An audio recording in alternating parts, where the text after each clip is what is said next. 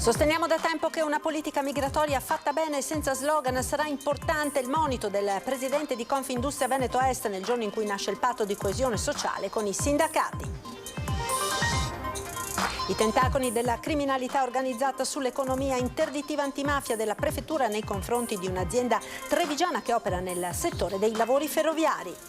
Iniziato in Senato oggi il percorso del disegno di legge sull'autonomia differenziata, 50 tra sindaci e presidenti di regione ascoltati. Il primo a parlare è stato il governatore Zaia.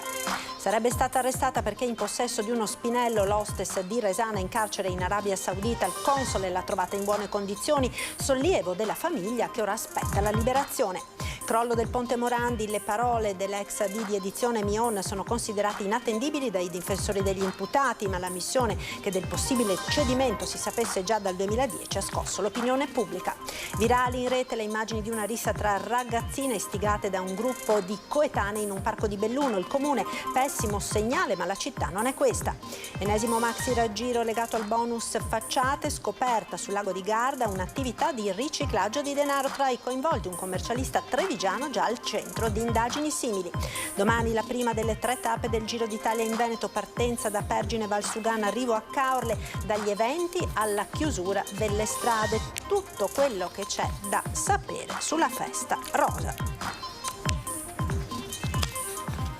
Ben ritrovati con l'edizione del Veneto dei nostri telegiornali. Questi i titoli delle principali notizie di oggi, ma cominciamo subito come di consueto il martedì con il nostro sondaggio. Rischio alluvioni, troppo cemento in Veneto? Questa è la domanda alla quale vi chiediamo di rispondere con una chiamata gratuita ai numeri che vedete in sovraimpressione. L'esito del sondaggio sarà poi reso noto questa sera in onda in diretta su Ring a partire dalle 21:15. Rischio alluvioni, troppo cemento in Veneto, dunque la domanda. Ed ora in apertura di edizione parliamo di industriali e di migranti, perché gli industriali del Veneto oggi hanno lanciato un messaggio chiaro al governo, basta slogan sui migranti, e formano una nuova alleanza con i sindacati.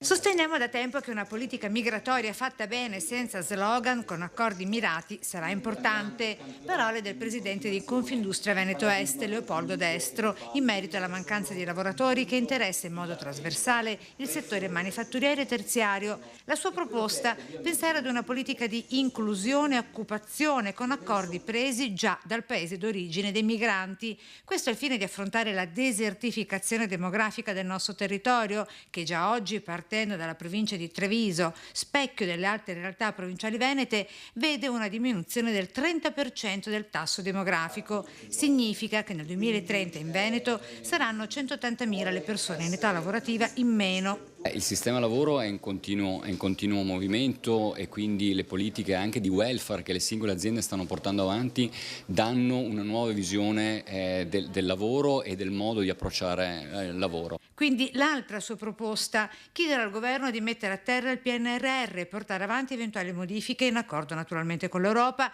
specie per quei famosi 20 miliardi di euro di progetti sfumati, vedi tra gli altri il Bosco dello Sport di Mestre, e di cui le aziende potrebbero portare avanti le nuove progettualità in qualità di soggetto appaltante. In una unione, in un unisono e in una visione che deve essere appunto comune. Se ne è parlato a Marghera in occasione della presentazione del patto per la coesione sociale firmato con CGIL, CISL e UIL. In evidenza anche le 30.000 aziende venete a rischio infiltrazioni mafiose. È evidente che rispetto a questo noi attraverso il patto anche accendiamo una luce e costituiamo in qualche modo un presidio. Veneto che farà sentire forte la propria voce a Roma, considerato che dopo Assolombarda rappresenta la seconda più grande Confindustria d'Italia. Queste sono le nostre proposte che andranno sviluppate partendo dal patto che abbiamo sottoscritto, perché il patto è un punto di partenza che richiede gambe e richiede interventi che dovremo condividere assieme a Confindustria.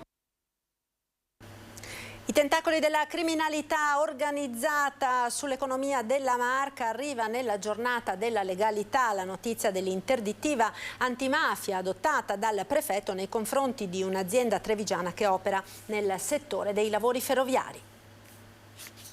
Infiltrazioni della criminalità organizzata nell'economia legale. Il prefetto di Treviso ha adottato un'interdittiva antimafia nei confronti di un'impresa trevigiana che opera nel settore dell'armamento ferroviario. La proposta della misura è arrivata sul tavolo di Angelo Sidoti dal gruppo Interforze istituito in prefettura, del quale fanno parte la direzione investigativa antimafia e le forze di polizia.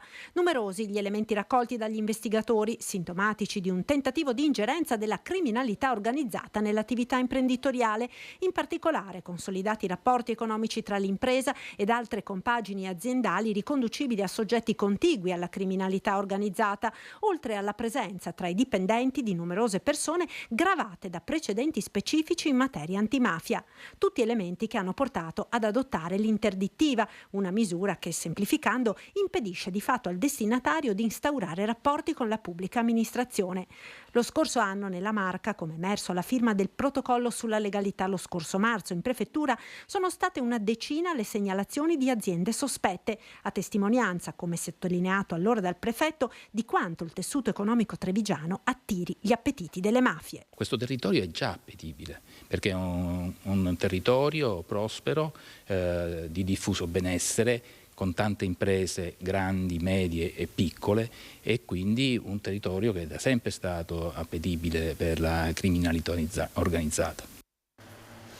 Iniziato in Senato oggi il percorso del disegno di legge sull'autonomia differenziata, 50 tra sindaci e presidenti di regione ascoltati. Il primo a parlare è stato il governatore del Veneto, Zaia.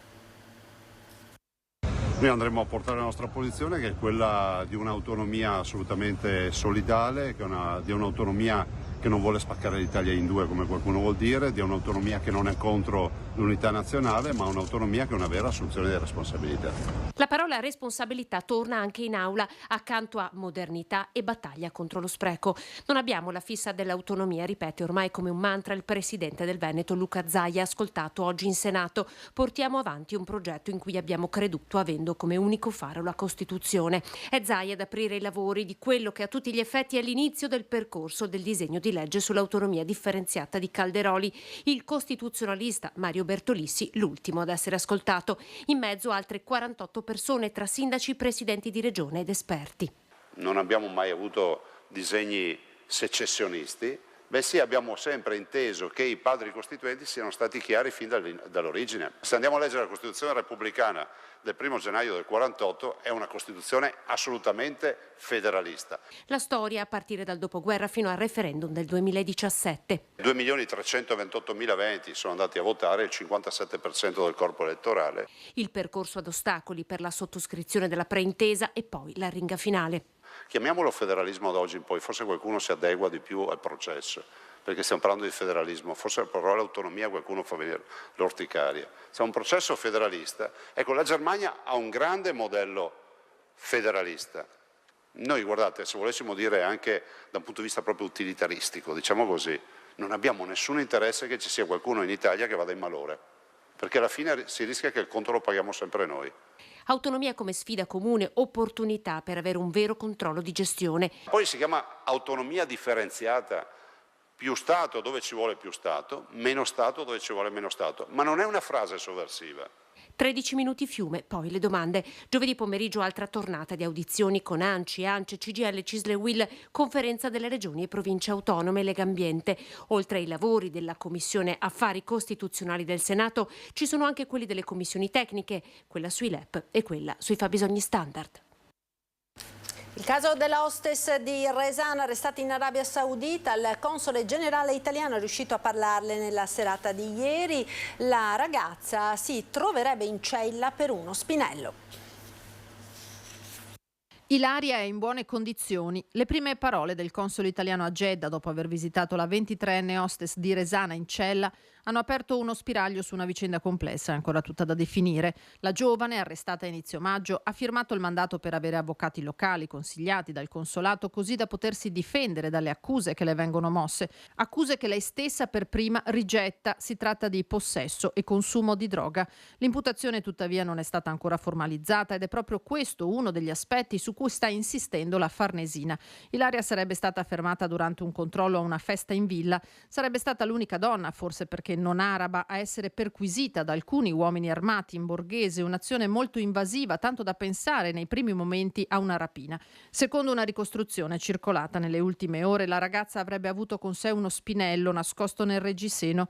La mamma, Marisa Boin, e i familiari restano convinti che si tratti di un grosso equivoco. Ilaria, assicurano, non ha mai fatto uso di droghe. La notizia che la ragazza sta bene ha sollevato i genitori e la sorella. Chiaramente rispetto all'altro giorno un po' meglio, nel senso che almeno hanno una notizia che la figlia è là. Adesso chiaramente aspettano ancora notizie diverse, però che venga a casa, visto che non è accusata di nulla. Sembra che ci sono tante voci, tante accuse, ma io direi che forse c'è, come avevamo detto all'inizio della vicenda, forse c'è un grande equivoco. La famiglia è in contatto costante con la Farnesina e del caso si stanno occupando anche l'ambasciata italiana a Riyadh e la Avion Express, la compagnia lituana per cui lavora la 23enne. La mobilitazione del governo italiano fa ben sperare per la liberazione della giovane hostess. È veramente un interesse importante da parte delle nostre istituzioni, quindi dobbiamo aver fiducia su di loro. Secondo me si sta lavorando, magari si sta lavorando probabilmente anche sotto traccia, senza pubblicizzare la cosa, però si sta lavorando per riportare Ilaria a casa, che è quello che vogliamo noi, lo vogliono i familiari, lo vogliono tutti quanti. E parliamo ora del Ponte Morandi, le parole dell'ex AD di Edizione Gianni Mion ieri in tribunale sono considerate inattendibili dai difensori degli imputati, ma la missione che del possibile cedimento del manufatto già si sapesse dal 2010 ha profondamente scosso l'opinione pubblica. Del tutto prive di riferimenti oggettivi e riscontrabili e rese da un soggetto che all'esito dell'esame si è dimostrato inattendibile, mentre i difensori degli imputati al processo per il crollo del Ponte Morandi di Genova bollano così le dichiarazioni dell'ex AD di Edizione Holding Gianni Mion, la missione del manager secondo cui già dal 2010 si sapeva che il manufatto era a rischio crollo ha prodotto l'ennesimo duro contraccolpo per la famiglia Benetton. Nessuna dichiarazione da Alessandro Benetton, tornato al timone di Edizione nel gennaio 2022. In quell'occasione, così come nei successivi eventi pubblici, più volte aveva ribadito che quel dramma peserà per sempre sulla famiglia di Ponzano, aggiungendo: avremmo dovuto chiedere subito scusa. Sono stati fatti degli errori e alcuni molto gravi, e non sto parlando solo del Ponte Morandi. Quella è una tragica conseguenza che peserà per sempre. Gli errori sono stati fatti prima, quando si è scelto di dare troppe deleghe alle persone sbagliate. Le parole di Mion, ripetute fuori dall'aula di fronte ai cronisti, hanno scosso non solo l'opinione pubblica ma anche il mondo politico. I contenuti di quelle poche righe sono inquietanti, però io credo che bisogna stare anche in questo caso attenti ad avere reazioni scomposte. Io non giudico, certo sono frasi che aprono a una serie di riflessioni e mi ritorna sempre in mente una parola che però è la caratteristica principale dei sindaci veneti, che è responsabilità. Ospite del direttore di Media Nord-Est Luigi Baccialli, a Focus l'ingegnere, architetto e docente padovano Enzo Siviero si è detto dubbioso che ci fosse una reale consapevolezza della possibilità di crollo di un ponte ben progettato, dice, ma in realtà, come si è visto poi, mal eseguito. Che oggi il Mion se ne esca con questa cosa mi sembra più quasi una specie di processo catartico. Lui evidentemente si è reso conto che allora c'era questo problema. Non credo francamente che se si potesse immaginare che il rischio crollo fosse effettivo e imminente non avrebbero preso decisioni. Bisogna essere folli per pensare a una cosa del genere. Io credo che sia stato un po' sottovalutato. Del resto avevano già predisposto un progetto di sistemazione complessiva, solo che ci ha messo un qualche anno per essere approvato. Si tratta di un groviglio complessivo di responsabilità nella quale tutti sono colpevoli quantomeno di negligenza. A Belluno ora virali in rete le immagini di una rissa tra ragazzine istigate da un gruppo di coetanei in un parco della città.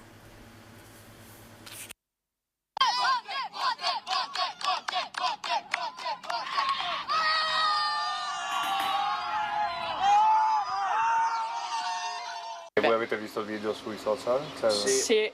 Non si sa perché è successo, perché... Basta, per colpa di qualche... Sì, saranno robe tra ragazzi. Sì, comunque si parla di un mesetto fa, più o meno. Penso di sì, saranno 3 settimane. È una cosa che succede spesso? Cioè che vedete... No. Al momento non si sa altro di cosa abbia scatenato la rissa che vedete nelle immagini e che ha coinvolto 2 ragazzine probabilmente minorenni. Sullo sfondo, chiaramente riconoscibile, la cornice del Parco Città di Bologna in centro a Belluno. Sono immagini e voci che parlano da sole, emblema del culto della violenza e della voluttà incivile del recare danno ad altri. Nessuno interviene e anzi gli spettatori coetanei incitano allo scontro e sembrano festeggiare quasi inebriati una volta che tutto questo ha inizio.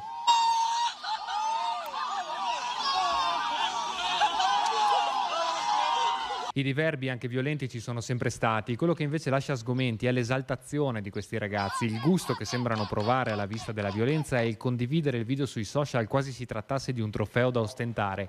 Su questa e su altre questioni si interroga l'assessore alla sicurezza Damiano, che mentre attende l'esito delle indagini delle forze dell'ordine pone l'invito a non gettare benzina sul fuoco per screditare, attraverso la strumentalizzazione di episodi violenti, l'immagine di una città in cui questi episodi non sono all'ordine del giorno. Se fosse un episodio reale, è chiaro che si tratterebbe di un pessimo segnale, di un modello negativo rispetto al quale i giovani non devono assuefarsi. Da questo punto di vista mi ha molto colpito in negativo naturalmente l'istigazione del branco nei confronti di queste ragazzine.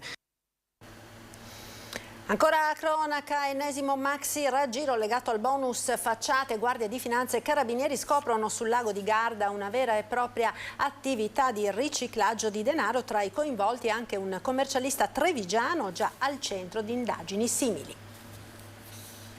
I soldi guadagnati nella maxi truffa erano diventati l'enorme budget a disposizione da riciclare per comprarsi hotel, ristoranti e pasticcerie sul lago di Garda. Un fiume di denaro grazie ai contributi per il bonus facciate. L'ennesimo raggiro è stato scoperto dalla Procura di Verona nell'indagine coordinata con Guardia di Finanza e Carabinieri. 10 persone arrestate, 3 in carcere e 7 domiciliari e una truffa da 17 milioni di euro. L'operazione è stata portata a termine dai finanzieri di Verona e Agrigento e dai Carabinieri di Verona, che hanno eseguito i provvedimenti restrittivi fra Veneto, Lazio, Piemonte e Sicilia. Coinvolto anche il commercialista trevigiano Giorgio Scarso, già al centro di indagini sempre relativa all'erogazione statale per lavori edilizi. L'uomo è stato sottoposto agli arresti domiciliari. Tra i provvedimenti anche un veneziano ultra settantenne finito ai domiciliari Eraclea.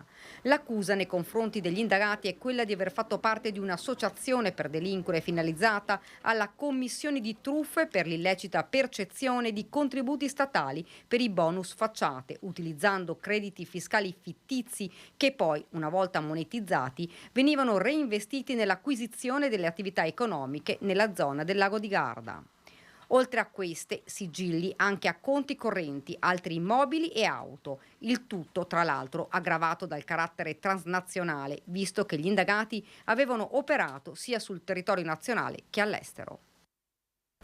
ANCI Veneto compie 50 anni, l'associazione che supporta le amministrazioni comunali fa un bilancio del passato guardando alle sfide future e annuncia un cambio di sede che da luglio sarà ufficialmente trasferita a Padova in uno spazio concesso dalla provincia.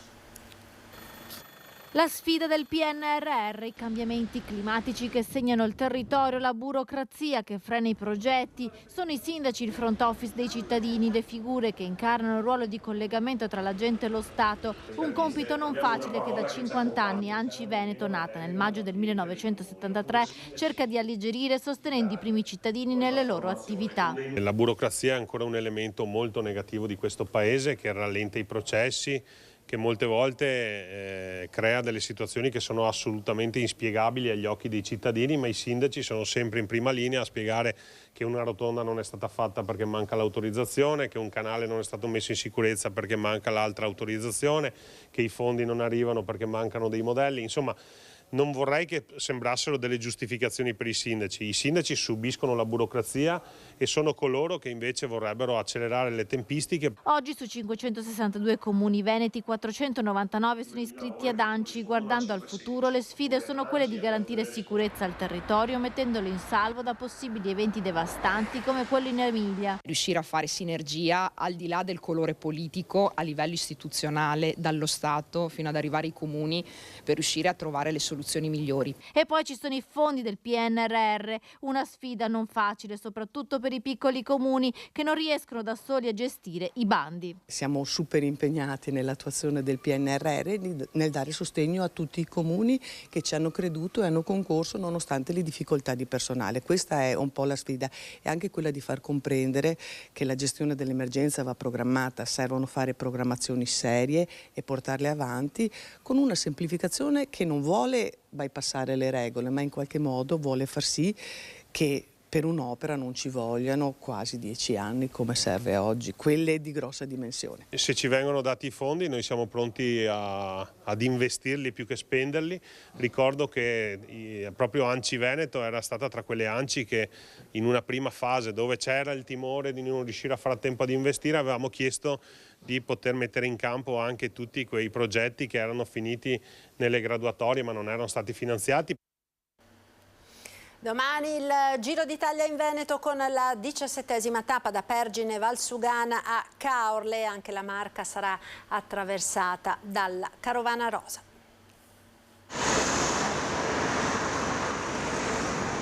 Transenne già predisposte ai piedi degli accessi alla tangenziale di Treviso. L'arteria che collega i comuni di Silea e Paese domani dalle 13 sarà chiusa in entrambi i sensi di marcia, così come non sarà percorribile la strada Treviso Mare fino alla fine del passaggio della Carovana Rosa. 17ª tappa del Giro d'Italia. 6 balconi, c'è già chi ha piazzato un fazzoletto rosa. La polizia locale è al lavoro da giorni per gestire il traffico, tra chiusure e deviazioni nelle vie secondarie. A San Giuseppe avremo l'uscita obbligatoria proprio per non impattare contro la carovana ciclistica. Sarà garantito l'accesso all'aeroporto e comunque a tutte le direzioni alternative per raggiungere la zona. Sicuramente anche la strada castellana sarà interessata da una deviazione verso la Noalese. Saremo presenti con un congruo numero di agenti e di volontari della Protezione Civile. Protezione Civile per distribuire bottiglie di acqua. Le temperature saranno roventi anche domani. È un servizio che stiamo organizzando in quanto sicuramente accoderemo in qualche arteria, in particolare la corsia della tangenziale, forse qualcosa in Castellana, ma saremo presenti per dare assistenza in caso di necessità di qualche accodamento. Occhi puntati sulle vie alternative direzione uscita ospedale e aeroporto. Tutti i comuni interessati al passaggio della Carovana, Paese, Istrana, Vedelago, Castelfranco, Castello di Godego, Monastiere, Roncade e Silea hanno sospeso tramite ordinanza la circolazione al traffico sulla regionale 53, via Castellana, via Postumia fino alle 16. La viabilità alternativa sarà segnalata attraverso opportuni cartelli. La carovana è prevista per le 15:25, ma è anticipata dalla carovana anche pubblicitaria che circola su strade chiuse e questo lasso di tempo ci consente comunque di agevolare al massimo la uscita dalla tangenziale. Chiusi i caselli autostradali Treviso Sud e Meolo Roncade, sempre fino alle 16. È tutto, io vi ringrazio per essere stati con noi. Ci salutiamo con il meteo. Arrivederci.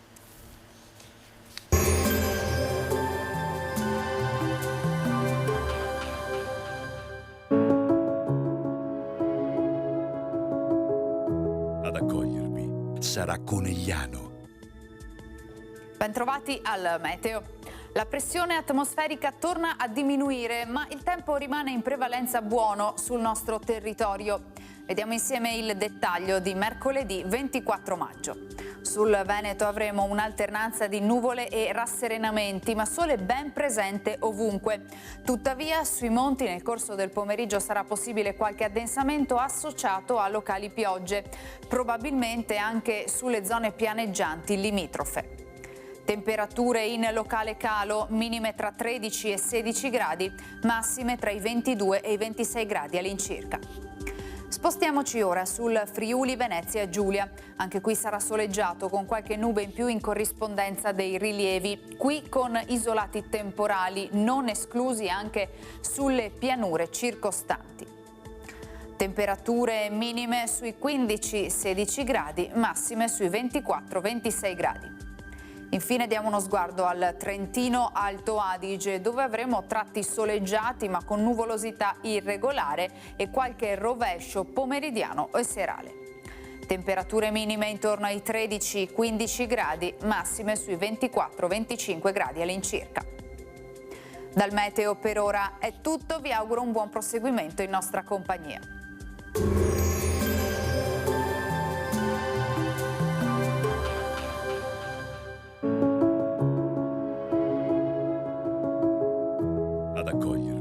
sarà Conegliano.